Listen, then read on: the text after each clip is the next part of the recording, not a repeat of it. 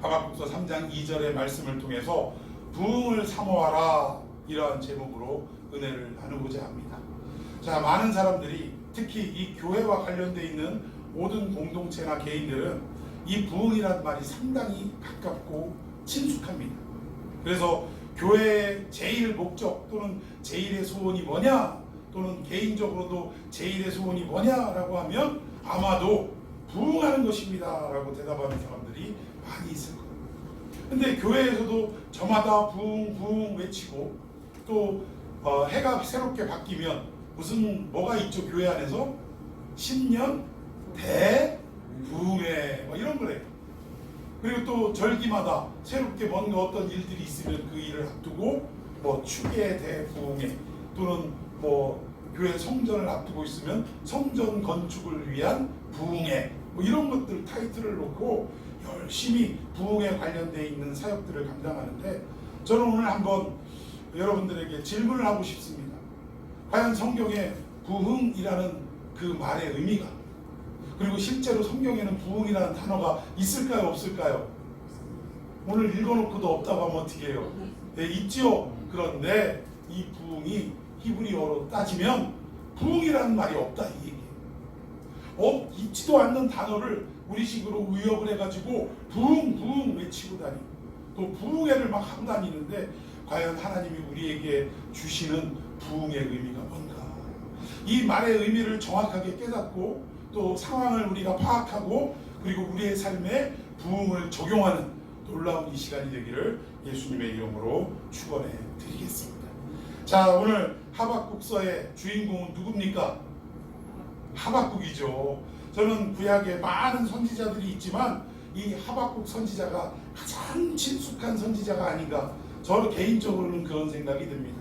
자, 하박국이 어떤 의미냐면 하바쿡이라고 합니다. 히브리어로 발음하면 하바쿡, 포옹하다, 끌어안다, 씨름하다, 이런 의미를 가지고 있어요. 근데 제가 방금 다른 많은 선지자들도 훌륭한 분이 많이 있지만 왜 유독 하박국이 그렇게 친숙하고 마음이 가는, 또 좋아하는 선지자냐? 이유는 하나입니다. 대부분의 모든 선지자들은 어떠한 형태냐면 하나님의 말씀을 받아서 누구의 입장에 섰을까요? 하나님의 입장에 서서 백성들에게 심판을 선포하고 또 그들에게 잘못된 것들을 지적하고 그리고 나서 회개하라 라고 외치는 역할을 감당했다. 그런데 오늘 이 하박국은 유일하게 하나님의 말씀을 받았음에도 불구하고 하나님의 입장에서 잘못된 백성들에게 심판을 외치는 선지자가 아니라, 그는 오히려 누구의 입장에서? 백성의 입장에서, 죄 많고 허물 많은 백성의 입장에 서서 백성들의 눈물을 부여안고 하나님 앞에 오히려 외쳤던, 하나님 이 백성을 불쌍히 여겨주소서, 이들이 죄를 지을 수밖에 없는 그런 현실을 주님도 아시지 않습니까? 라고 외쳤던 아무 다소 인간적인 모습의 선지자가 아니었나, 그렇게 생각을 하게 됩니다. 그런데 오늘 이 하박국서가 기록된 데는 그 시대적 배경을 우리가 알아야 오늘 본문으로 잡은 이 부흥이라는 말이 왜 나왔는가, 이것을 알 수 있지 않겠습니까? 자, 우리 먼저는 3장 2절 본문을 살펴보기 전에 우리 1장의 내용부터 좀 한번 보도록 하겠습니다. 자, 우리 하박국서 1장 1절 다 같이 읽습니다. 시작. 선지자 하박국이 묵시로 받은 경고라. 예, 하박국이 뭘 받았어요? 경고를 받았어요. 경고. 왜 하고 많은 말씀 중에 경고를 받았을까? 여기 경고라는 말을 히브리어로 보니까 마사라고 하는데 무겁다, 또는 그 무게에 짓눌리다, 또는 운반하다, 이런 뜻이 있어요. 그러니까 이 하박국이 지금 다루고 있는 하나님께 받은 이 경고의 내용은 가벼운 내용이 결코 아니라 이 얘기. 백성들이 들으면 마음에 찔림을 얻고 또 괴로운 부분들이 분명히 있을 거다, 이거예요. 우리가 하나님의 메시지를 들을 때, 또 앞에서 저 부족한 주의 종을 통해 여러분들이 설교를 들을 때 정말 여러분들 귀에, 그리고 여러분의 생각에 딱 맞고 귀에 달콤한 말씀이 들으면 여러분들 마음이 어때요? 가벼워요, 무거워요? 가볍죠. 그리고 성전문을 열고 교회 문을 열고 나갈 때 우리의 발걸음이 룰루랄라 신나서 나가게 되더라는 거예요. 그런데 우리의 삶에 대해서 딱 집어서 지적을 하고 이것이 하나님이 볼 때 죄인이라 또는 이것이 회개할 내용이다 라는 부분들이 딱 내 마음에 오면 단박에 내 마음이 어때요? 무겁습니까? 가볍습니까? 무겁다 이 얘기. 오늘 하박국이 외쳤던 이 내용은 물론 백성의 입장에서 하나님 앞에 대변하는 그러한 모습들이 있지만 백성들에게 외치는 이 모든 내용들은 결코 가벼운 내용이 아니다. 백성들이 들을 때는 상당히 무거운 내용의 하나님의 경고라는 것을 우리가 알 수 있다는 것입니다. 자, 우리 2절도 한번 봅시다. 하박국 1장 2절 시작. 여호와여 내가 부르짖어도 주께서 듣지 아니하시니 어느 때까지이까. 예, 지금 하박국이 여호와께 어떻게 했다고요? 부르짖었다 이거예요. 기도했다 이겁니다. 그런데 그 기도를 하나님이 어떻게 하셨어요? 안 들으시는 것 같다 이 얘기예요. 도대체 언제까지 묵묵부답하실 겁니다. 겁니까? 하고 지금 하나님 앞에 따지듯이 지금 외치고 있다라는 것입니다. 하박국은 3장으로 되어진 짧은 내용인데 그 내용을 사실 축약하면 하박국이 하나님께 드리는 3가지의 질문으로 축약을 할 수 있습니다. 첫 번째는 어떠한 질문이냐? 자, 한번 읽어봅시다. 첫째, 시작. 왜 이 백성들에게 고통을 허락하시는 것입니까? 예, 지금 선지자 입장에서 이스라엘 백성들은 누구의 백성이에요? 하나님의 백성이고 하나님의 자녀들입니다. 그런데 지금 이 땅이 어떻다라는 거예요? 이 백성들이 고통 가운데 빠져 있다 이 얘기입니다. 그러니까 선지자된 입장에서 백성들이 몸부림치고 아파하고 고통스러워하는 모습을 보면서 하나님, 당신의 백성인데 왜 이 고통을 당해야 합니까? 라고 지금 하나님께 질문하고 있다는 거예요. 자, 그럼 질문의 두 번째가 뭘까요? 시작. 그 고통 속에 부르짖는 백성의 외침을 왜 듣지 않으십니까? 예, 항상 이 하나님의 백성들, 즉 예수 믿는 사람들은 평안할 때도 하나님 앞에 부르짖는 삶이 되어야 할 줄로 믿습니다. 그런데도 불구하고 우리 인간이 연약하고 믿음이 부족해서 우리는 언제 부르짖냐? 우리의 삶에 뭐가 올 때? 고통이 올 때, 어려움이 올 때, 문제가 부닥칠 때, 그때 하나님을 찾고 하나님께 부르짖게 된다. 왜 이런 얘기 있지 않습니까? 우리 믿는 사람들이 돈도 잘 벌고 근심 걱정 없고 그냥 이러면 하나님 앞에 간절하게 기도할 내용이 있더라 없더라?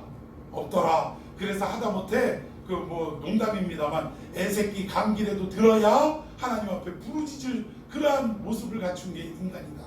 뭐 이러한 이야기를 하는데 지금 고통에 처해서 너무 힘드니까 이 이스라엘 백성은 물론이거니와 하나님의 말씀을 받은 이 하박국 선지자조차도 하나님 앞에 부르짖게 되더라고요.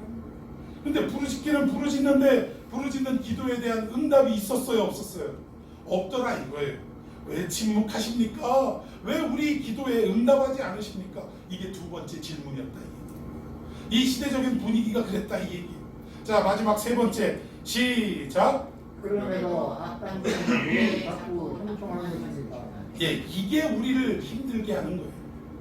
우리 힘든 건 뭐 그렇다 치더라도 아니 우리를 대적하고 미워하고 박해하는 우리의 원수, 우리의 대적들은 이 땅에서 어떻게 해요? 더 잘 나가더라 이거예요. 더 높은 자리 차지하고 돈도 더 많이 벌고 오히려 명예도 얻고 오히려 믿는 사람들은 아이고 저거 하면서 손가락질 받는데 오히려 안 믿고 핍박하는 자들 우리의 원수들은 더 이 땅에서 잘 되고 있더라는 것입니다. 그러니까 우리 입장에서는 이게 도대체 맞는 얘기예요 안 맞는 얘기예요? 안 맞게 되더라는 거예요. 그래서 하나님 이게 무슨 일입니까? 오히려 우리가 잘 되고 저들이 잘못되어야 되는 거 아닙니까? 라는 이러한 질문을 하박국이 하고 있는 것입니다. 자, 근데 이 시대가 지금 하박국이 살아가던 이 시대가 언제냐면 기원전 650년 전입니다. 이 당시에 패권을 누가 쥐고 있었냐? 아수르라는 강대국이 패권을 쥐고 있던 시기였다. 여러분, 이 아수르라는 족속이 많은 강대국이 있었지만 애국, 뭐 바벨론, 아수르, 뭐 페르시아 수도 없는 강대국들이 있었지만 이 많은 강대국 중에 가장 악랄하고 아주 못된 족속이 누구였냐? 아수르 족속이었다라는 것입니다. 이게 성경 안에서도 나홈서를 보면 이 족속이 얼마나 흉폭한지를 세세히 낱낱이 기록한 내용들이 있어요. 그러니까 많은 강대국들에게 억눌림을 받으며 살아왔지만 가장 우리를 힘들게 했던 족속이 어디냐? 아수르 족속이다 라고 지금 이스라엘 백성들은 생각하고 있다라는 것입니다. 그러니까 지금 주변의 강대국들이 막 융성해지는 이 상황 속에 서로가 패권을 쥐려고 싸우는 이 상황 속에 그 가운데 조그마한 나라 이스라엘이 딱 껴가지고, 여러분 이스라엘은요 도망갈 데가 없는 나라예요. 오히려 유일하게 도망갈 데가 서쪽인데 서쪽은 뭐가 막고 있냐? 바다가 가로막고 있다라는 거예요. 지중해가 가로막고 있고, 위쪽으로는 아수르가 있고, 동쪽으로는 후에 바벨론 페르시아가 있고, 남쪽으로는 애굽이 있는 사방팔방으로 우겨쌈을 당한 나라가 어디냐? 이스라엘이었다는 것입니다. 그러니까 참 이 고래 싸움에 뭐가 등 터져요? 그러니까 이게 이스라엘이 새우 입장이었다 이 얘기입니다. 근데 이런 상황 속에 그들의 영적인 상태는 어땠느냐? 우리가 상식적으로 생각할 때는 이렇게 어려운 가운데 처해 있으면 믿음이 더욱더 어떻게 되어야 되는 게 맞냐? 견고해지고 하나님을 더욱더 의지하고 붙잡고 그저 주님 앞에만 맡겨드리는 삶이 되어야 맞는데, 근데 이때 당시의 분위기가 어땠냐? 동시대에 활동했던 선지자가 바로 예레미야 선지자입니다. 이 예레미야의 글을 통해서 이 당시가 어떤 영적 상태였는지를 한번 살펴보도록 하겠습니다. 예레미야 36장 22절부터 한번 교독합시다. 그때는 아홉째 달이라 왕이 겨울 궁전에 앉았고 그 앞에는 불피운 화로가 있더라. 23절. 여우디가 서너 폭을 난독하면 왕이 연도칼로 이것을 인하여 명하여 하루 불에 던져서 두루마리를 두루마리를 모두 모두 태웠더라. 예, 지금 이 분위기가 이스라엘의 왕이 있는데 그 앞에 화롯불을 피워놨다 이거예요. 그래서 그 옆에서 여우디라는 사람이 율법서를 낭독하는 거예요. 하나님의 말씀, 즉 성경을 낭독하는 거예요. 그러면 다 낭독이 끝나면 그걸 어떻게 했다고요? 면도칼로 그걸 딱 잘라가지고 어디다 던졌더라고? 화로에다 던졌다. 그래서 이 부분을 우리 젊은 학생들이나 또 예전에 공부에 심취했던 우리 어른들은 오해하는 경우가 있어요. 옛날에 우리가 영어 단어 외울 때 어떻게 외웠어요? 막 연필로 쳤다가 볼펜으로 쳤다가 형광펜으로 쳤다가 이러다가 다 외웠다 싶으면 이거 뜯어가지고 어떻게 했어요? 먹었어. 그런 사람들이 있었어요. 그래서 그 내용을 생각하고, 야, 여기 왕이, 이스라엘 왕이 하나님의 말씀을 다 듣고 외웠나 보다, 암송했나 보다, 그래서 다 암송하고 이게 화롯불에다 던졌나 보다, 이렇게 오해하는 경향이 있는데 이것이 결코 그렇지가 않다라는 것입니다. 지금 이 왕이 하나님의 말씀을 외치게 낭독하게 해놓고 낭독이 끝나면 면도칼로 잘라서 화롯불에 딱 던졌다는 것은 어떠한 것을 의미하냐면, 야, 하나님 말씀 한번 말해봐. 그래서 옆에서 딱 말해놓으면 면도칼로 딱 찢으면서 화롯불에 던지면 뭐라고 하느냐? 헛소리, 미친 소리, 엉뚱한 소리, 웃기고 있네, 이러면서 하나님의 말씀을 조롱하면서 화롯불에 던지는 이러한 상황이었다라는 것입니다. 영적 상태가 한 나라, 이 하나님의 백성을 이끌고 있는 왕의 영적 상태가 이 정도인데 하물며 신하들이나 백성들은 오죽했겠냐. 자, 우리 계속해서 제가 24절 읽겠습니다. 왕과 그 신하들이 이 모든 말을 듣고도 두려워하거나 자기들의 옷을 찢지 아니하였고, 이게 더 문제예요. 왕이 곁길로 가고 잘못된 일을 행하면 그 밑에 백성이나 신하들이 어떻게 해야 돼요? 왕이요, 이러시면 안 됩니다. 이 하나님의 말씀은 우리의 생명보다 귀중한 것인데 어찌 왕이 이런 행동을 할 수가 있겠습니까? 하고 말려야 돼요, 안 말려야 돼요? 목숨 걸고 말려야 된다. 그런데 그 밑에 있던 신하들이 어떻게 했다고요? 왕이 하는 일을 막았다가는 내 목도 날아갈까봐 두려워서 자기들의 옷을 찢지도 않았다. 자기들의 옷을 찢는다는 것은 이럴 수는 없습니다. 회개의 표시예요, 회개의 표시. 하나님 잘못했습니다. 하나님의 말씀을 저 왕이 이렇게 면도칼로 찢고 이렇게 우습게 알고 화롯불에 던지는 이 행위를 제가 막을 수가 없으니 하나님 용서해달라고 자기 옷을 찢고 이런 일은 있어서는 안 된다는 것을 표시하는 행동인데, 아무도 그런 자가 있더라 없더라? 없더라. 이게 더 비극인 거예요. 하나님의 말씀이 선포되어지고 그대로 실현되지 아니하고 잘못된 길로 걸어가고 있는데도 거기에 대해서 외칠 자가 없다라는 거예요. 여러분, 제가 참 안타까운 것이 목사는 정말 성도들이나 이 나라의 어떤 잘못된 부분이 성경적으로 분명히 잘못된 부분이 있으면 외쳐야 됩니까? 안 외쳐야 됩니까? 외쳐야 됩니다. 비록 핍박을 감수한다 할지라도 외쳐야 돼요. 이 대표적인 사건이 이 코로나로 인해서 예배를 온라인으로 전환하고 이런 것들이 대표적인 거 아니겠습니까? 그런데 이러한 것들을 난 요즘 이 조계종 하는 것들을 보면 오히려 교회가 본받아야 되지 않나 싶어요. 예? 사실은 정청래 의원 말이 맞는 거예요? 틀린 거예요? 예? 맞아요. 자 3.5km에서 입장료를 받고 전에는 가지도 않는데 맞는 얘기 한 거 아닙니까? 그런데 때가 선거철이고 또 불교계의 이 어떤 어마어마한 종교적인 힘에 의해서 지금 어떻게 보면 보이콧을 하는 거예요 지금. 그러니까 표 하나라도 얻기 위해서 온 그 민주당 내놓으라 할 만한 이런 사람들이 심지어는 안수 집사라고 하는 그 정모시게이가 거기 가가지고 한가운데서 108 차라리 가서 사과합니다 라고 뭐 이런 거 얼마든지 할 수 있다고 쳐요. 아니 그 의원들 무리의 가운데 딱 맨 앞에 와가지고 거기서 같이 절하고 있더라고. 안수 집사라고 하지를 말든가. 여러분 그러한 이야기를 할 때 어쨌든 내용 자체는 맞지 않는 얘기지만 어쨌든 불교계의 입장에서는 자기들에게 손해를 끼치는 일이 되니까 힘을 합해가지고 목소리를 내잖아요. 그들이 뭐 거리에 나서서 또는 뭐 국회의사당 앞에 가서 청와대 앞에 가서 뭐 무력으로 뭐 했습니까? 그러진 않아요. 그러나 분명하게 자기들의 입장을 밝혔어요? 안 밝혔어요?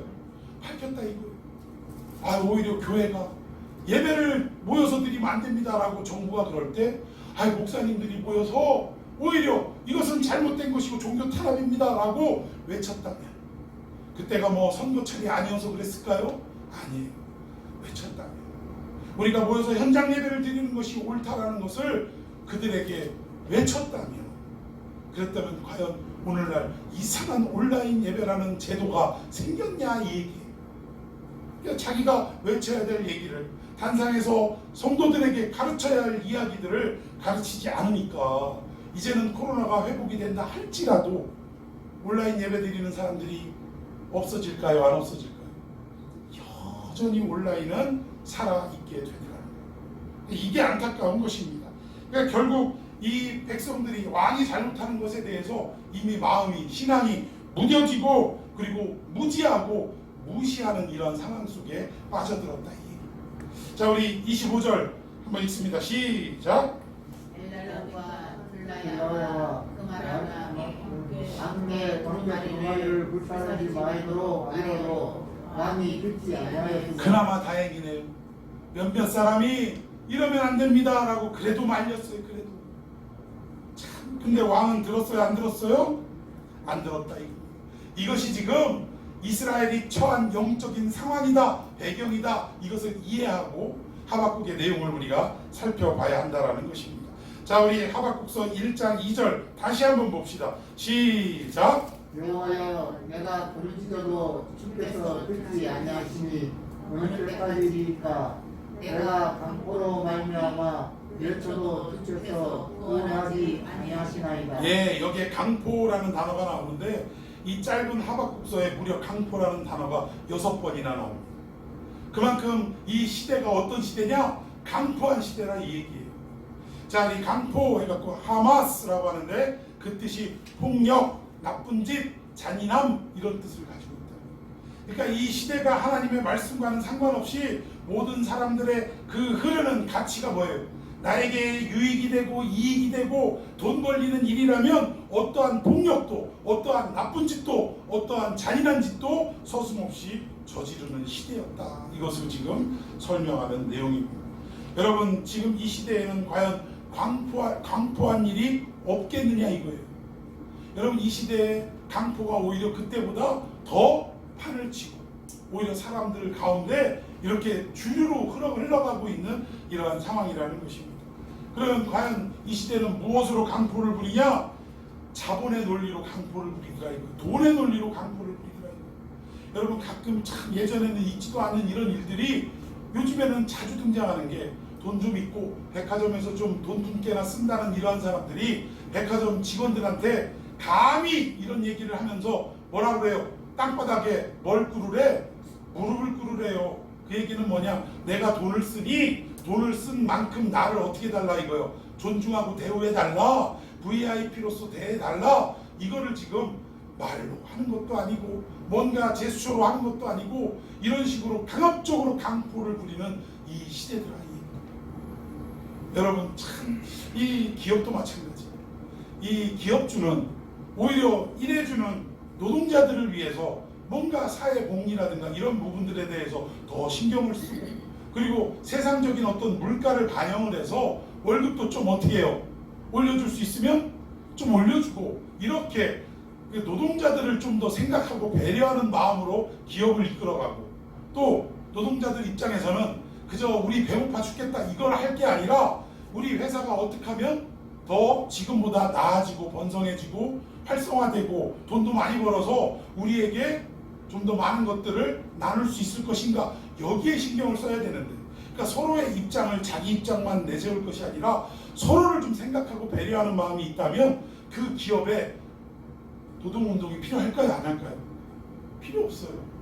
여러분 노동운동을 하는 첫 번째 이유는 자기들 욕심대로 안 되니까 하는 거예요. 월급 올려달라. 나는 지금 일하는 이 날짜도 너무 많다. 5일도 많다. 4일로 바꿔라. 그리고 또 심지어 요즘 뭐 이제 움직이는 게 4일 반 아니 4일 반. 금요일 날은 반개일로 해가지고 아예 그냥 오전 근무만 하고 금요일 오후부터 토요일 주일까지 아주 그냥 싹 휴일을 이렇게 상쾌하자 이런 움직임들이 지금 있는데 아무튼 자기들의 입장에서만 주장하고 하다 보니까 서로가 서로에 대해서 격렬하게 부딪히게 된다 이 얘기입니다. 근데 이 시대도 결국은 자본의 논리 때문에 돈이면 다 된다라는 이런 사고방식 때문에 사회는 물론이거니와 심지어 교회 안에도 이러한 논리가 적용이 됩니까 안 됩니까? 적용이 된다. 돈 있고 또 권세 있는 사람 들어오면 아주 그냥 설교 도중에 오늘 누가 오셨습니다 해가면서 카메라가 한 번씩 비춰주고 이것이 좀 왜 그러는지 모르겠어요. 오는 건 교회가 커서 오는 건 얼마든지 오라고 하세요. 그냥 예배 드리고 가게 하면 되는 거예요. 뭘 굳이 예배 시간에 우리 예배 시간에 예배 순서에 뭐 특별한 사람 오면은 앞에 나와가지고 그 사람 무슨 뭐 인사 듣는 그런 순서가 있습니까? 왜 없는 걸 자꾸 만드냐 이 얘기예요. 그러니까 이런 부분들이 빨리 없어져야 되고 이 시대도 변함없이 뭐 아이콘 있지 않습니까? 우리 핸드폰 딱 열어보면 아이콘들이 있어서 눌러서 들어가잖아요. 이 시대의 아이콘이 강포가 아닌가 저는 그렇게 생각을 해보게 됩니다. 이러한 상황 속에 하박국 선지자는 왜 이런 고통을 주십니까? 또 부르시저도 왜 이렇게 응답도 안 하십니까? 그리고 저 못된 놈들은 왜 이렇게 날이 갈수록 잘 되는 겁니까? 이 세 가지의 질문을 하나님께 하는 그러한 시대적 배경을 가지고 있다. 자, 우리 이런 선지자들이 이런 선지자의 외침을 하나님이 들으시고 그 선지자를 어디로 이끄셨냐? 이제 본론으로 좀 들어가겠습니다. 자, 하박국 2장 1절 시작. 내가 내 박수하는 곳에 서며 성루에 서리라. 그가 내게 무엇이라 말씀하실는지 기다리고 바라보며 나의 질문에 대하여 어떻게 대답하실는지 보리라 하였더니 예, 이 질문을 하는 하박국 선지자를 어디에 세우셨어요? 성루에 세우셨어요. 성루에 세우셨는데 자, 이 성루라는 데는 어디냐? 이 군사들이 저 멀리에서부터 적병들이 어떻게 움직이고 있느냐를 살펴볼 수 있는, 경계할 수 있는 그러한 장소입니다. 그런데 이 성루라는 이 히브리어 단어를 의역을 해보면 어떤 의미냐면 하나님이 어깨에 올라앉히다 이런 뜻을 가지고 있어요. 여러분 하나님이 어깨에 올라앉히다 이게 무슨 말이냐면 왜 어린 아이들, 우리 자녀들 예를 들어서 군중들이 좀 많거나 뭔가 좀 재미있는 구경거리가 있을 때 아이의 키로는 볼 수가 없으니 아버지들이 대부분 어떻게 해줘요? 예, 목마를 이렇게 태워가지고 쭉 올라서면 저 볼 수 없는 먼 곳까지 아이가 볼 수 있습니까? 없습니까? 보게 되더라고요. 지금 아무것도 보이지 않고 그냥 현실 속에 고통 속에 처해 있는 이 내용만 하나님 앞에 자꾸 기도하고 외치니까 그 선지자를 하나님이 지금 무등을 태우고 목마를 태워서 보지 못했던 것들을 볼 수 있도록 그렇게 성루에 세우셨다라는 의미입니다. 그럼 과연 거기에서 뭘 받냐? 자, 2절 한번 봅시다. 2절 시작. 여호와께서 내게 대답하여 이르시되 너는 이 묵시를 기록하여 판에 명백히 새기되 달려가면서도 읽을 수 있게 하라. 예, 뭘 보여주셨어요? 묵시를 보여주셨어요. 묵시. 그러니까 하나님의 말씀을 보여주신 거예요. 말씀을 보여주시고 말씀을 분명하게 알게 하시고 그렇게 하고서 어떤 명령을 내렸냐? 내가 너한테 보여준 이 말씀을 기록해서 어디다 기록하래요? 판에 기록하래요. 판에. 나무 판자든 돌판이든 하여튼 판에 기록해서 이 판에 기록하라는 의미는 뭐냐? 이 종이 같은 거 작게 이렇게 써놓으면 달려갈 때 보여요? 안 보여요? 안 보이잖아요. 그러니까 크고 명백하게 어디서든 달려가면서도 얼마든지 읽을 수 있도록 이 판에 기록하라라고 말씀을 하시는 거예요. 근데 이게 판에 기록하라는 말이 보이는 그대로 진짜 어떤 널빤지에다가 크게 새겨라 이런 의미도 있지만 지금 어떻게 해요? 달려가면서도 읽을 수 있게 하라 이 말은 어떤 의미를 감추고 있느냐면 지금 하나님의 마음이 어때요? 이 묵시를 온 백성들이 깨닫게 하고 싶은 이 마음에 급함이 있어요 없어요? 있는 거예요. 너 빨리 가서 이 백성들이 이 판에 새긴 하나님의 말씀 이 묵시의 내용을 다 읽게 하라 라는 하나님의 긴급한 어떤 마음이 담겨있다는 것입니다. 여러분 이 북아시아를 통해서 전도하고 교회가 세워지는 부흥의 역사를 사도 바울도 경험했어요. 그런데 하나님이 성령이 자꾸 그 길을 막으시는 거예요. 몇 번이나? 3번이나 막으시더라고요. 그런데도 이건 아니야. 이거는 성령이 아닐 거야. 이러면서 북아시아로 부흥되는 그 길로 가려고 할 때 결국 무슨 환상을 보냐? 마게도니아인의 환상을 봤다. 그리고 나서 결국 여기에 대해서 인정하고 이건 하나님의 뜻이 확실하구나 인정하고 마게도니아 지역으로 턴을 했을 때 100길로 평상시에는 5일 길이었어요. 이게 5일 길에 지금 바울이 처해 있는데 다시 돌아갈 때는 며칠 만에 오늘 출발해서 이튿날 그러니까 며칠 걸린 거예요. 단 하루 만에. 하나님이 얼마나 급하셨어요. 배 타고 5일 길을 하나님이 순풍을 막 강풍으로 불게 하셔서 그냥 그때 당시에는 바람의 세기에 의해서 배가 움직이는 거 아니겠습니까? 하나님이 얼마나 급했나 5일 길을 하루 길에 그냥 도착하도록 그렇게 밀어 붙이시는 급하심을 보여주셨듯이 오늘 이 본문에도 이 하박국 선지자에게 내가 너에게 지금 성부에서 보여준 이 하나님의 말씀 묵시의 내용을 빨리 판에 새겨서 달려가면서도 읽을 수 있도록 백성들에게 그렇게 해라 라고 하나님의 그 급하신 마음을 지금 보여주시더라는 것입니다. 자 이제 본문 3절로 넘어갑시다. 3장으로 넘어갑시다. 3장 1절 시작. 시기온옷에 맞춘 선지자 하박국을 기도라. 예, 여기 보니까 기도라라고 했는데 성경 구약에는 히브리어로 기도, 찬송, 노래 이게 다 동의어예요. 같은 단어를 쓰고 있다 이 얘기입니다. 그런데 과연 여기 하박국의 기도라 하는 게 맞냐? 하박국의 찬양이라 라고 또는 노래라 라고 번역하는 게 맞느냐? 그것을 한번 봤으면 좋겠어요. 자 여기에 뭐에 맞춘 노래? 뭐에 맞춘 기도? 시기온옷. 그럼 도대체 시기온옷이 뭐냐 이거? 이 시기온옷이 뭐냐에 대한 이 어떻게 보면 학자들의 이 분쟁은 지금도 계속되고 있어요.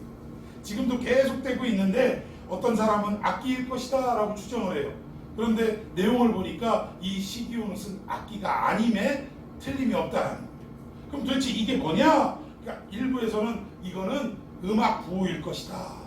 여러분 우리도 지금도 음악 구호 그런 거 있잖아요. 안단테 하면 어떻게 느리게 뭐 이런 거 있잖아요. 포르테시모 하면 빠르게 뭐 이런 어떤 음악 구호가 있지 않습니까? 마찬가지로 시기온옷이라 하면 이 음악 구호로서 어떤 의미를 가지고 있냐? 한번 19절 한번 읽어봅시다. 시작. 주 여호와는 나의 힘이시라. 나의 발을 사슴과 같게 하사 나를 나의 높은 곳으로 가게 하시리로다. 이 노래는 지휘하는 사람을 위하여 내 수금에 맞춘 것이니라. 예, 1절에는 하박국의 기도라라고 했는데 19절에는 분명하게 이 뭐는 노래는 수금에 맞춘 것이다. 이렇게 이 내용이 기도라기보다는 찬양이라는 것에 분명하게 지금 밝히고 있다는 거예요. 근데 여러분 이걸 너무 따지지 말아야 되는 그 내용이 뭐냐면 여러분 찬송은 뭐라고 그래요? 곡조 있는 내내 같은 거예요. 같은 거. 근데 우리가 좀 내용을 따져야 되니까 이것이 우리가 손 모으고 드리는 기도라기보다는 찬양으로 드렸던 기도다. 이 내용을 지금 밝히고 있는 것입니다. 여기 시기온옷 보니까 이 노래가 수금에 맞춘 노래라고 했는데 여기에 나오는 이 수금은 보통 경쾌하고 빠른 리듬의 이 연주를 할 때 사용하는 악기가 수금이라 이 빠른 노래에 맞춰야 되니까 이 시기온옷이라는 어떤 음악 구호는 미루어 볼 때 경쾌하고 빠르게라는 음악 구호가 맞지 않겠느냐라는 주장들이 있습니다. 저는 거기에 동의를 합니다. 그런데 경쾌하고 빠르게 하라는 이런 어떤 시기온에 맞춘 기도라 노래라 라고 했지만 이 3장의 내용을 쭉 읽어보면 경쾌한 노래라면 어때요? 그 내용이 희망차고 행복하고 기뻐야 되고 그래야 되는 거 아닙니까? 근데 오히려 그 내용을 보면 우울하고 슬픈 애가의 내용이 쭉 기록이 돼 있다라는 맞아요 안 맞아요? 이 뭔가 밸런스가 안 맞더라 이거예요. 가사의 내용은 슬픈 노래인데 음악은 어때요? 빠른 노래라 이거예요. 음악은 빠르게 가사의 내용은 애가를 부르고 그러니까 뭔가 왜 언밸런스하게 맞추었을까? 자 우리 16절 한번 보도록 하겠습니다. 16절 시작. 내가 들었으므로 내 창자가 흔들렸고 그 목소리로 말미암아 내 입술이 떨렸도다. 우리가 우리를 치러 올라오는 환난 날을 내가 기다림으로 썩이는 것이 썩이는 것이 내 뼈에 들어왔으며 내 몸은 내 스스로에서 떨리는도다. 내용을 보니까 노래의 가사를 보니까 창자가 흔들리고 입술이 떨리고 썩고 뼈가 사무치고 이런 내용을 보니까 전혀 기쁜 내용이 아니더라 이 얘기. 또 한 8절 읽어봅시다. 8절 시작. 여호와여 주께서 나를 마시며 구원의 경고를 모시오니 안들을 분이 여기심이니까 안들을 노여워하심이니까 바다를 향하여 흥내심이니까. 여기를 봐도 하나님이 지금 진노하는 장면을 묘사하고 있는데 결코 경쾌하고 기쁘고 빠른 박자에 노래할 내용이 아니더라 이거예요. 이 내용은 어떤 배경을 가지고 있냐면 결국은 남유다조차도 이제 북이스라엘은 아수르에게 멸망하지만 남유다조차도 결국 바벨론에 의해 이 땅이 어떻게 될 걸? 멸망당할 걸 지금 내용을 얘기하는 거예요. 하나님의 진노로 이 땅에서 결국 다 마치 무가 뿌리채 뽑혀가지고 다른 데 심겨지는 것 마냥 이스라엘 백성들이 뿌리채 뽑혀서 바벨론으로 이거하게 될 것을 이 나라의 멸망에 대해서 지금 내용을 설명하고 있는 것입니다. 그런데 경쾌하고도 빠른 시기온옷이라는 음악 구호를 사용해서 그렇게 부르도록 했다라는 거예요. 자 그러면 이 하박국도 바보가 아닌 이상 왜 이랬을까? 왜 시기온옷에 맞춰가지고 이 노래를 불렀을까? 자 우리 너무나도 잘 알고 있는 본문의 17절 한번 봅시다. 자 18절까지 시작. 비록 무화과나무가 무성하지 못하며 포도나무에 열매가 없으며 감람나무에 꽃이 없으며 밭에 먹을 것이 없으며 우리의 양이 없으며 외양간에 소가 없을지라도. 여기 보니까 우리가 감사절만 되면 이 내용을 우리가 자주 인용합니까 안 합니까? 자주 인용해요. 근데 내용인 즉 뭐예요? 한마디로 말하면 망해서 다 없어졌을지라도 이 민족이 쫄딱 망해서 바벨론으로 끌려갔을지라도 그러니까 우리 개인적으로는 내 사업이 쫄딱 망하고 부도가 났을지라도 뭐 이러한 어떤 고백의 내용입니다. 자 18절 시작. 나는 여호와로 말미암아 즐거워하며 나의 구원의 하나님으로 말미암아 기뻐하리라. 결국 모든 것들이 다 망하고 이 나라가 패망하고 바벨론에게 노예로 끌려가고 뭐 더 이상 희망이 없죠. 그런데도 불구하고 시기온옷이라는 어떤 경쾌하고 빠른 박자 곡조에 맞춰서 노래를 할 수 있는 이유가 18절에 나옵니다. 나는 여호와로 말미암아 즐거워하며 나의 구원의 하나님으로 말미암아 어떻게 한다? 기뻐한다. 즐거워하고 기뻐한다라는 거. 다 망했어도 결국 하나님으로 인해 나는 즐겁고 기쁘다. 이유가 뭘까요? 이 망한 나라를 하나님이 어떻게 하시려고 반드시 회복하실 것을 나에게 보여주셨고 나는 그 사실을 믿기에 내 마음은 지금 당장은 눈물을 흘리고 정말 땅을 치고 통곡하는 노래를 불러야 하지만 저 미래 저 훗날 하나님이 회복시키시고 오히려 하나님의 백성들을 더 반석 위에 세우실 것을 나는 보았기에 어떻다라는 거예요. 우리가 늘 축구 경기 얘기하잖아요. 아무리 일이 몰리고 골을 먹을 위기에 막 닥쳤어도 우리가 결과를 알고 그 경기를 본다면 이긴 경기라는 결과를 알고 본다면 기뻐요, 안 기뻐요? 기쁘다 이거예요. 이겼어? 하면서 보면 경기도 재미있어요 또. 그런 상황이라는 거예요. 하박국도 결국은 미래의 회복을 하나님이 보여주셨기에, 묵시로 보여주셨고 말씀으로 보여주셨기에 그는 지금 당장은 뼈가 썩는 것 같고 입술이 떨리고 두려움투성이지만 그러나 회복시킬 하나님의 약속이 있기에 공포와 두려움을 넘어서 하나님의 그 일을 보고 기뻐할 수 있었다라는 것입니다. 여러분, 이 멸망은 영원한 것이 아니고 반드시 회복을 위한 시련이며 고통인 것을 믿으시기 바랍니다. 우리 각자의 개인적 삶 속에 때로는 원치 않는 어려움을 처해 있다 할지라도 이것이 영원한 어려움으로 끝나는 것이 아니라 이것을 통해 하나님이 나를 회복시키시고 어제보다 오늘 더 나은 삶을 제공해 주시기 위해 역사하시는 내용임을 우리가 믿어야 한다는 것입니다. 이 고통을 넘어서서 더 큰 일을 우리에게 보여주실 줄로 믿습니다. 자, 그러면 오늘 본문 한번 넘어가 봅시다. 3장 2절 시작. 여호와여, 내가 주께 대한 소문을 듣고 놀랐나이다. 여호와여, 주는 주의 일을 이 2년 내에 부응하게 하옵소서.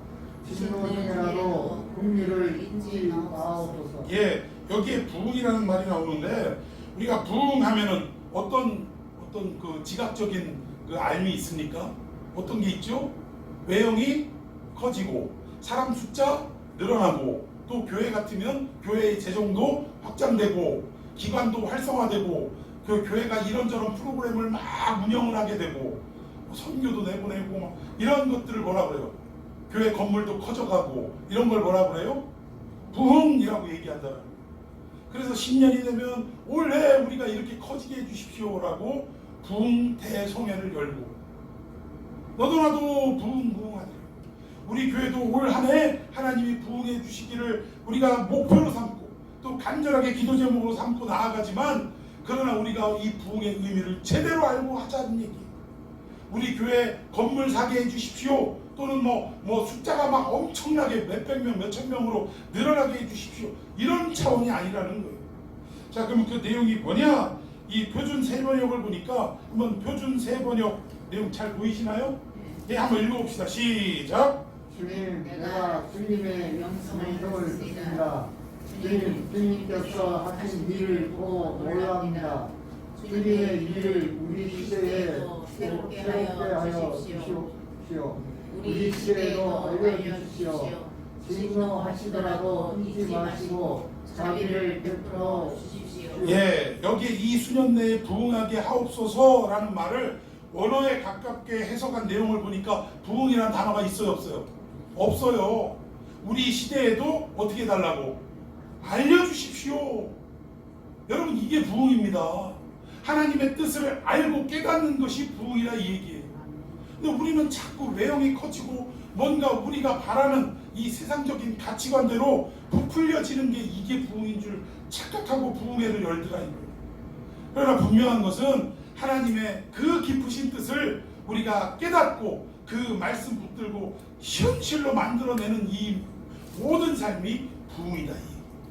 하나님의 우리 시대에도 하나님의 그 말씀을 알려주십시오. 그러면 진짜 하나님의 부흥은 뭐냐? 뭔가가 늘어나고 숫자가 늘어나고 뭔가 막 돈이 확장되고 이게 부흥이 아니라 부흥은 하나님께서 하신 하나님의 일을 보고 놀라는 일이 부흥인 줄 믿습니다. 우리는 아무런 능력도 없고 할 수 있는 일이 없지만 이 연약함 가운데서 하나님이 친히 일하셔서 하나님이 직접 모든 일들을 이루어 나가시는 것을 우리의 믿음의 눈으로 목격하는 것, 이것이 바로 부흥인 줄로 믿으시기를 바랍니다. 여러분, 바벨론으로 잡혀갔던 나라의 멸망을 경험했던 이스라엘을 누가 회복시켰어요? 이스라엘 백성이 자기들이 자력으로 국방력을 암암리에 몰래 해가지고 전투력을 키우고 이래가지고 반란을 일으켜서 다시 돌아왔습니까? 그들은 여전히 노예로 고통당하고 있었어요. 그런데 하나님이 고레스라는 사람을 하나님의 도구로 삼으셔서 어떻게 한 거예요? 칙령을 딱 써내게 하신 거예요. 그래서 각자 헤쳐 모여 니들 나라로 다 가 이래가지고 자기들이 노력하고 애쓴 건 하나도 없지만 실력 행사한 것은 하나도 없지만 하나님이 처음부터 끝까지 그것을 다 이루셨다 이 얘기예요. 이 일을 이스라엘 백성이 눈으로 봤어요, 못 봤어요? 봤다 이겁니다. 이 눈으로 본 모든 사건이 부흥이다. 여러분 동의하십니까? 예, 이게 부흥이에요. 하나님의 경이로운 일하심을 보는 것이 부흥인 줄로 믿습니다. 자, 우리 3절 말씀. 3절 말씀 한번 봅시다. 시작. 하나님이 대만에서부터 오시며 거룩한 자가 바란 산에서부터 오시는도다. 그의 영광이 하늘을 덮고 그의 찬송이 세계에 가득하도다. 예, 하나님이 어디서부터 오신대요? 대만에서. 이 타이완 얘기하는 거 아닙니다. 예, 대만이라는 곳과 또 한 군데 바란산이라는 곳, 두 지명이 지금 거론이 됐는데 학자들이 지금 여기가 어딘가가 의견이 분분해요. 지금도 이 찾을 수가 없어요. 제가 볼 때. 그런데 분명한 것, 이렇게 의견이 분분하지만 그들이 일치된 어떤 내용으로 삼는 것은 뭐냐, 여기가 어딘지는, 여긴지 저긴지는 정확하진 않지만 이 지명이 무엇을 말하느냐, 애굽에서 400년 동안 노예 생활하던 이스라엘 백성들이 홍해를 건너 광야에 들어와서 가나안으로 가는 이 길목 어느 한 곳이다라는 것은 분명하게 의견을 일치했더라고요. 여러분, 이스라엘 백성들이 광야를 거쳐 가나안으로 들어갔던 모든 여정은 무슨 여정입니까? 구원의 여정이라 이 얘기예요. 구원의 여정. 하나님이 이스라엘 백성들을 구원하는 모든 여정인데 이 여정 가운데 대만과 바란산이 있다라는 것입니다. 그러니까 결국 이건 무슨 얘기냐? 하나님이 이스라엘 백성들을 어떻게 하시겠다라는 거예요. 반드시 이 바벨론에게 멸망당했지만 구원해 내시겠다라는 것을 지금 이 하박국은 눈을 열어 본 거예요. 성루에 세워서 하나님이 보여주셨던 내용이 결국 이 나라는 멸망하지만 그러나 그 멸망은 영원한 것이 아니라 내가 반드시 어떻게 하겠다는 거예요. 대만과 바란산으로부터 내가 가서 그들을 건져내리라. 할렐루야! 여러분, 이것이 우리 각자의 개인적인 하나님의 응답이 되어야 할 줄로 믿습니다. 지금은 내가 미칠 것 같고 고통스러운 어려움 속에 처해 있지만 하나님은 이것을 영원한 고통으로 두시지 않고 반드시 대만과 바란산으로부터 찾아오셔서 우리를 건져내시고 구원해내실 줄로 믿으시기를 바랍니다. 여러분, 이 사건을 하박국이 봤으니 아주 그냥 늘어지고 아리랑 같은 노래 곡조에다가 나 죽었네 할 수 있어요, 없어요? 그러니까 내용은 아주 애가이지만 보통의 멸망의 내용이지만 그러나 하나님이 그 결과 구원해 내신다라는 약속을 보았으니 그의 마음은 기쁨과 즐거움으로 넘쳐나게 되었다라는, 그래서 시기온옷에 맞추어 신나는 곡조의 이 애가를 부르게 되었다라는 것입니다. 여러분, 결국은 우리 인간은 어떠한 어려움 속에서도 하나님을 믿는 백성들은 결국 누구를 통해 우리를 구원해 내시냐? 메시아를 통해 우리를 구원해 내시는 것을 믿으시기를 바랍니다. 오늘 이 본문의 내용이 그거예요. 인간아, 너희들이 아무리 노력해봐야 뭐 산에 올라가서 머리 깎고 결혼도 안 하고 그리고 돌을 닦아봐야 구원 얻을 자가 있다 없다? 없다. 그러나 결국 이 인류를 향한, 하나님을 믿는 백성들을 향한 하나님의 사랑이 어떤 거냐? 당신의 아드님을 이 땅에 보내셔서 십자가에 대신 죽게 만드시고, 어떤 교수가 고백하는 내용에 제가 마음이 탁 움직이더라고요. 창조주 되신 하나님이 나 같은 놈을 위해 죽으신다라는 그 개념이 이해가 안 된대요. 납득이 안 된대요. 그분이 어떤 분인데 나 같은 걸 위해 죽으시냐 이거예요. 그 죽음의 고통을 당하시냐. 이 고백을 하고 눈물을 글썽하는데 참 제 마음도 이 십자가의 은혜가 저 사람에게는 저 정도로 강력하게 와닿았던 것이구나. 저는 이 십자가의 은혜를 외치면서도 그 강력한 은혜가 어느샌가 좀 시들시들해지고 이럴 때가 너무나 많았던 것 같아요. 결국 그 메시아를 통한 인류 구원의 역사를 눈으로 목격한 하박국은 결코 조용하거나 늘어지거나 슬픔에 빠져있는 곡조로 부를 수가 없게 되더라.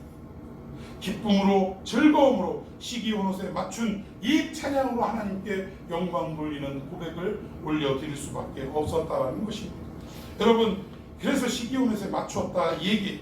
여러분, 이거 중요한 내용이 뭐냐면 아까도 설명드린 대로 사도 바울이 북아시아로 선교하다가 결국은 하나님이 환상도 보여주시고 성령이 가로막아서 등 떠밀려서 마게도냐 첫 성 어디로 갔어요? 빌립보. 여러분, 마게도냐는 지역을 말하고 그 안에 있는 도시들의 이름은 여러 가지가 있는데 그 빌립보를 뭐라고 불렀다고요? 마게도냐의 첫 성. 여러분, 첫 성은 순차적으로 배 타고 가다가 첫 번째 만나는, 두 번째 만나는 이런 의미가 아니에요. 첫성이라는 것은 으뜸가는 이라는 뜻이에요. 마게도냐 지역에서 가장 으뜸가는 지역이 어디냐? 그만큼 발전되고 규모도 큰 데가 어디냐? 빌립보다. 여러분, 빌립보라는 이 지역이 별명이 있는데 별명이 뭐냐면 리틀 로마입니다. 그만큼 대단했던 지역이에요. 그래서 그 지역으로 딱 갔는데 무슨 일이 있었어요? 귀신 들린 여종 고쳐줬다고 아주 그냥 끌려와가지고 매는 징통 맞고, 그리고 나서 감옥에 갇히어서 아주 그냥 눈탱이가 맘탱이가 된 거를 어루만지면서 이럴 수가 있느냐고 했겠어요? 안 했겠어요? 안 했을 것 같죠? 제가 보기엔 했어. 이게 뭡니까 하나님? 아니 북아시아에서 잘 나가던 나를 아니 그렇게 도시락 싸들고 와가지고 말리더니 그 여기를 보내더니 왔더니 결국 결과가 이거예요? 뒤지게 맞고 감옥에 갇히는 게 이게 결과입니까? 라고 처음에는 하나님 앞에 어떻게 했을 것 같아요? 자기의 마음을 토로했을 것 같아요. 그런데 여기에 사도행전의 내용을 보니까 결국 이 감옥에서 착고를 차고 감옥문이 닫혔는데 거기서 뭐 했대요? 네, 신라와 함께 찬송을 하나님 앞에 올려드렸다라고 성경은 기록합니다. 밑도 끝도 없이 왜 찬양을 드렸겠냐고요. 여러분, 그게 하나님의 하시는 일을 봤기 때문에 그래요. 자기가 지금은 결국 이렇게 막 매맞고 감옥에 갇히고 도저히 자기 입장에서는 이해도 안 되는 일들이 벌어지는데 그 감옥 안에서 하나님이 뭘 깨닫게 하시고 뭘 보게 하셨냐? 마치 하박국에게 성루에 세워서 하나님이 하신 일을 보여주신 것처럼 바울에게도 어디로 가야 하리라? 로마로 가야 하리라. 네가 저 북아시아로 가가지고 교회도 세우고 막 부흥하는 것도 중요하지만 그건 내가 다른 놈 시킬 거야. 걱정하지 마. 내가 너에게 직접 사명을 주는 내용은 뭐냐? 너는 어디로 가야 하리라? 로마로 가야 한다. 로마의 그 심장부로 가서 황제 앞에서 뭘 해야 돼요? 복음을 외치는 게 너의 사명이다. 그 이유가 뭘까요? 당시에는 모든 길은 로마를 통하는 거예요. 로마의 심장부에 가서 외칠 때 그 복음을 들었던 수많은 사람들이 각자의 길로 흩어져서 결국 복음이 어디까지? 땅끝까지 외쳐질 수 있게 되더라. 하나님은 바울을 통해 그걸 계획하시고 그 일을 감당하도록 하셨으니 비록 매를 맞고 처음에는 막 이런저런 짜증도 내고 하나님께 원망도 했지만 그걸 보고 나서 바울은 어떻게 된 거예요? 아하, 그렇구나. 나를 통해 이루시고자 하는 하나님의 계획은 바로 로마로 가는 거였구나. 그러니 나 같은 놈 매를 맞는 것 정도는 어때요? 아무것도 아니고, 감옥에 갇히는 것도 아무것도 아니고, 그저 내 인생에 닥치는 모든 환난과 고통과 괴로움들이 아무것도 아닌, 그렇게 무겁게 짓누르던 이러한 일들이 아무것도 아닌 게 먼지만도 못한 게 되더라. 여러분, 하나님의 계획을 본 자는, 하나님의 구원의 역사를 본 자는 이 땅에서 우리를 짓누르고 힘들게 만드는 모든 괴로움들이 아무것도 아니게 될 줄로 믿으시길 바랍니다.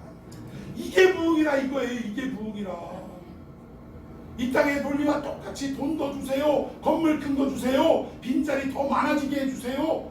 이게 부흥이 아니라. 저는 그런 차원에서 음력으로 설을 앞두고 있는 이 시점에 다시 한번 우리의 마음을 다잡기를 원합니다. 하나님, 올 한 해 그저 우리가 돈을 쫓고 명예를 쫓고 건강을 쫓고 수많은 이 세상의 가치관을 쫓았던 이러한 삶이라면 이걸 얻기 위해 하나님 기도하고 매달리고 주시옵소서 달라달라 하다가 방언 터진다는데 그런 삶이 아니라, 그런 신앙이 아니라 어떻게 하는 신앙?